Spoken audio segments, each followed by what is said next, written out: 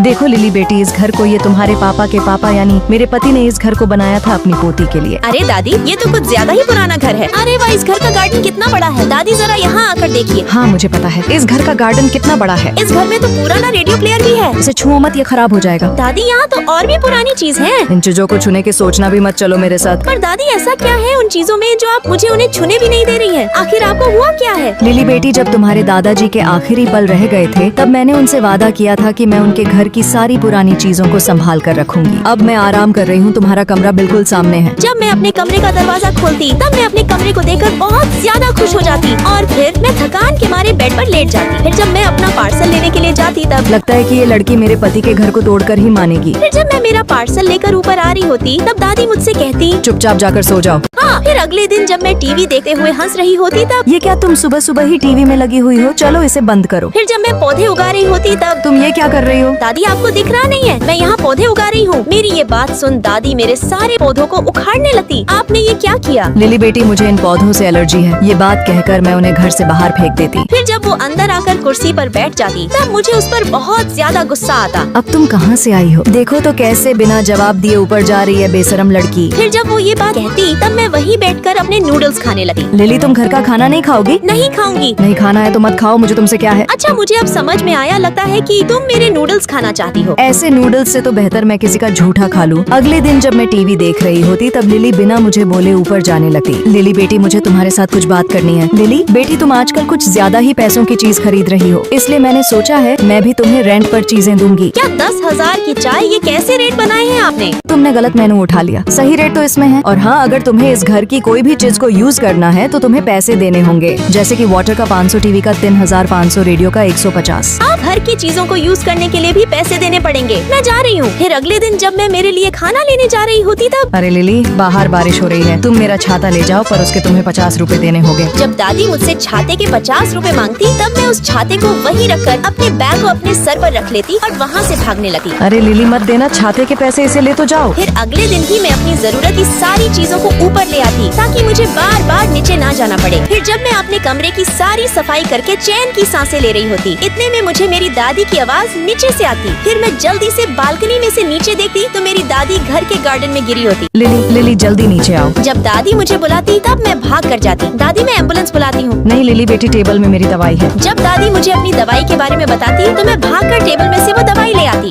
लो दादी, पानी तो लेकर आओ। जब दादी मुझे पानी लाने के लिए कहती तब मैं उनके लिए पानी ले आती और उनको अच्छे से दवाई दे देती। दादी, क्या ठीक है? चलिए अंदर सोफे पर बैठ जाइए। हाँ चलो अंदर सोफे पर बैठे हैं। ये बुढ़ापा भी ना कितना गंदा होता है। इस उम्र में इतना काम करना आपको शोभा नहीं देता है। अरे मेरा फोन कहाँ है लिली? मैं मेरा फोन लेकर आती हूँ। आप यही बैठिए, मैं आपका फोन लेकर आती हूँ। ये लीजिए आपका फोन। लिली बेटी, आज तुम नहीं होती तो मैं स्वर्ग पहुँच जाती, इसलिए आज शाम का खाना तुम्हें बनाना होगा। मेरी तबीयत तो खराब है ना। दादी, खाना बन चुका है, ये लीजिए, टेस्ट करिए। फिर जब मैं लिली के हाथों का बनाया हुआ खाना खाती तो उसका टेस्ट बहुत ज्यादा गंदा होता। मैं उसे तुरंत अपने मुंह से निकाल देती। कितना गंदा खाना बनाया तुमने। सोयाबीन को टेस्ट कीजिए। लिली के कहने से जब मैं सोयाबीन को भी टेस्ट करती तो उसका टेस्ट पहले वाले से भी बहुत गंदा होता।